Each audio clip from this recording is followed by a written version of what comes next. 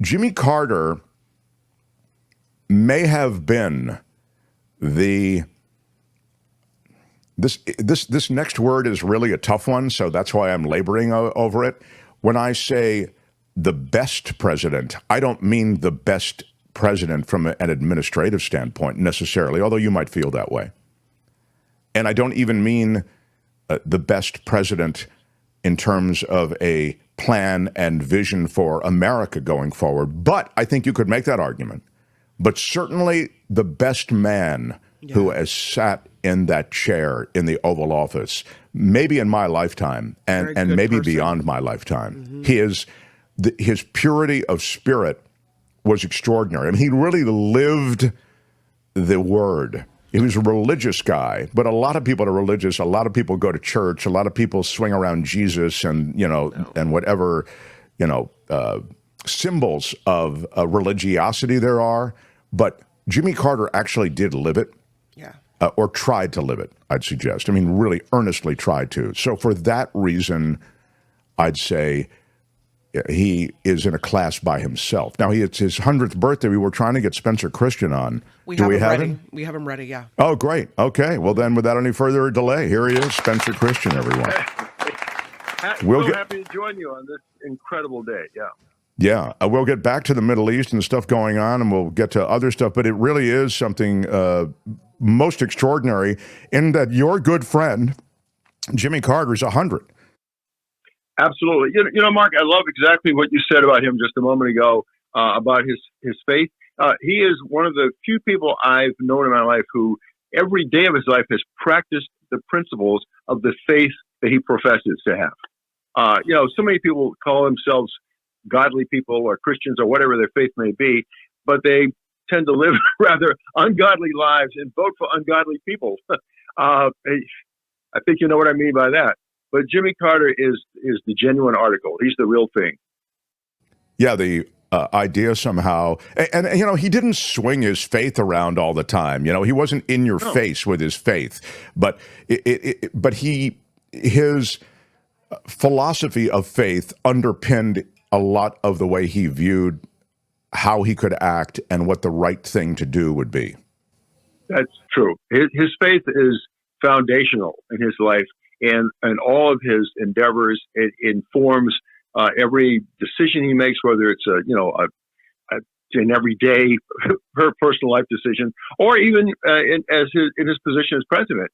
He prayed about the big decisions facing him. He prayed about the Camp David Accords and about many other tough decisions he had to make. Now, as you pointed out, he wasn't, he didn't proselytize. He didn't try to force his beliefs on other people, but he did live by the example that a person of faith should live by.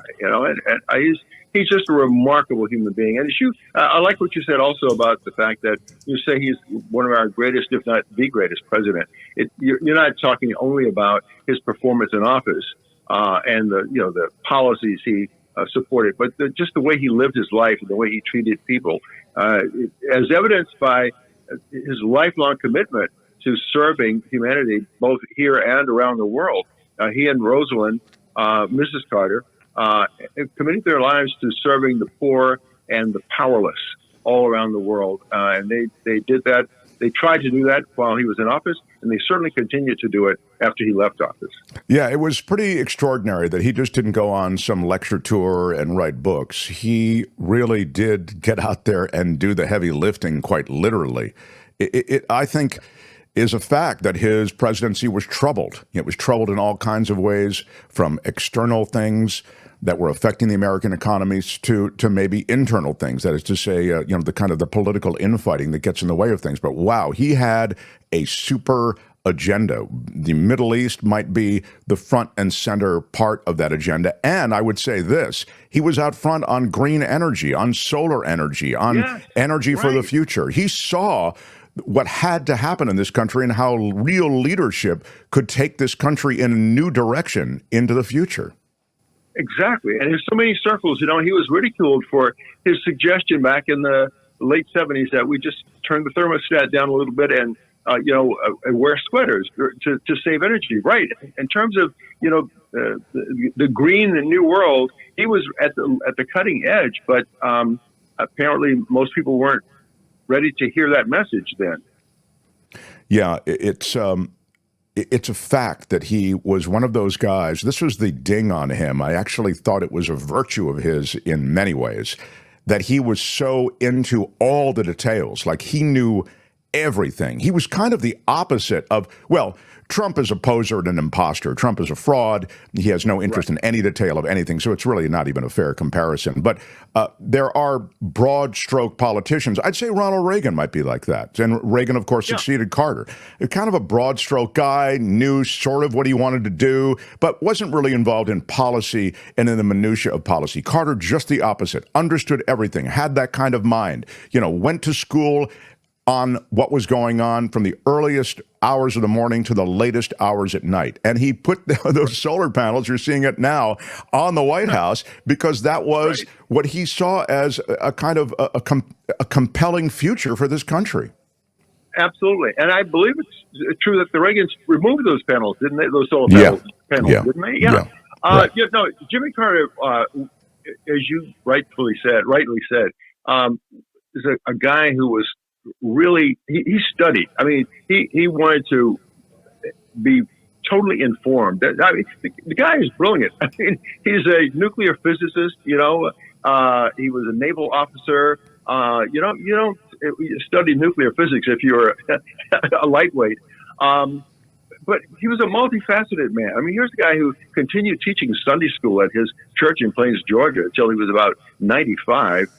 He did the hard work and building homes for Habitat for Humanity, even well into his 90s, even after he was recovering from, brain cancer and all kinds of other, not disabilities, but difficulties, health difficulties. He and Rosalind traveled around the world to the poorest nations to support policies that helped to wipe out diseases that were killing young children. I could go on and on about this guy. He's the author of about 30 books. He's a Nobel Peace Prize winner. I could just go on and on about. Well, he's your good friend, which is why we wanted to have you on. I mean, it's he tapped Spencer to do his various birthdays and big events. I mean, to sort of MC them, and there it is. If Reagan hadn't undid all of Carter's policy, undone, I think is what you'd said. If Reagan hadn't undone all of Carter's policies, we probably would have had a lot less reliance on foreign oil today. There might be some truth to that. Thank you, Eric Kennedy. And there's Spencer with Rosalind and Jimmy Carter. Hey, look, I don't want to do a full varnish job on the American presidency. Carter had a lot of challenges, as you've said. He had political challenges, had external challenges. Somebody mentioned in the chat gas lines. There were massive gas lines. There were also massive interest rates at the time. It was a real challenging time. Some of that, particularly the gas lines, he really didn't have any control over. That was OPEC getting together and squeezing the U.S. It was a very difficult time to be president, but he did clearly see a route ahead. He saw alternative energy. He saw us in a reliant kind of relationship with the Middle East oil, and he wanted to get us off of that. And all those things are laudable. Yeah. Oh, they absolutely are. It's just too bad. I guess some would say, he didn't sell it well, but I don't think the American public was ready to make the kinds of modest sacrifices, just minor adjustments in lifestyle that would have been necessary then to achieve what we wanted in terms of conservation and diminishing our reliance on fossil fuels. Yeah, this isn't the country for any kind of modification of lifestyle. We can't even get to meatless Mondays in this country. I mean, it's like, how dare you? How dare you have to take my oil from me? The thing I want to ask you about is his last few years, because he's defied even the hospice program. I mean, we've been hearing about sort of his imminent passing for quite some time. You actually are in touch with him and his people. What is his state of health over the last few years? I mean, as I say, he's defied all expectations. Yeah. So the last time I saw him, Mark, in person was at his 95th birthday celebration, which I had the great honor of emceeing. That was in 2019. It was back in October 2019. But I have been in touch with people close to him in the last couple of years. And once it was announced publicly that he was in hospice care, I think he basically stopped, appearing in public, except at Mrs. Carter's funeral. So I haven't been directly in touch with him for several years now, but the word I get from the people close to him who are involved in, all of my dealings with the Carters for their various birthday celebrations is that his mind is sharp. He, as you probably know, he has told his son and his friends that I think that he wants to live long enough to vote for Kamala. But he's not taking any visitors, not making any public appearances, and he is in a very weakened physical condition, whatever that means. Sure, sure. Well, what a terrific guy he is, and I mean that in the entire sort of global sense, meaning the complete man, quite extraordinary. And what a terrific bonus for you to have been in touch with him all these decades and been called upon to interact with him and MC his things. And I just think it really, yet another way in which your life through Good Morning America, wasn't it? Wasn't that the thing that brought you guys together? Yeah. Through Good Morning America. That's exactly right. I was on an assignment during the 1988 Democratic Convention to meet and interview President Carter on the grounds of the Carter Presidential Library. That's when we first met face to face, and I had numerous interviews with him after that, and worked with the Carters a couple of times in Habitat for Humanity, and did remote broadcasts for GMA from those locations. But that's when it all began with our face to face contact. But 8 years before I met President Carter, I had met and interviewed his brother Billy. Remember Billy? Of course, yeah. What a character! Yeah.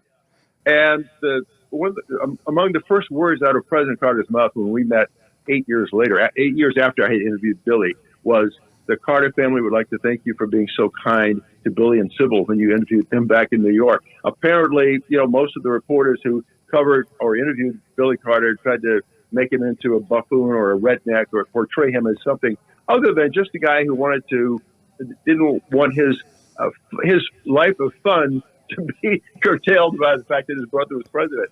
And so that meant so much to me that 8 years after I had met Billy Carter, Jimmy Carter would even remember that, and that it would be something, in front of his mind. But yeah, those were among the first words he said to me when we first met. Just wild. So listen, tonight I want to tell everybody at 7 o'clock, and this is in the middle of, and you're competing with the vice presidential debate, Yeah. But you're hosting a Jimmy Carter special in honor of Carter's 100th birthday. It'll be on Marin TV.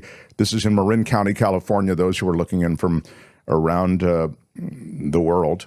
Viewing's available, though, worldwide at cmcm.tv, cmcm.tv. And that's it.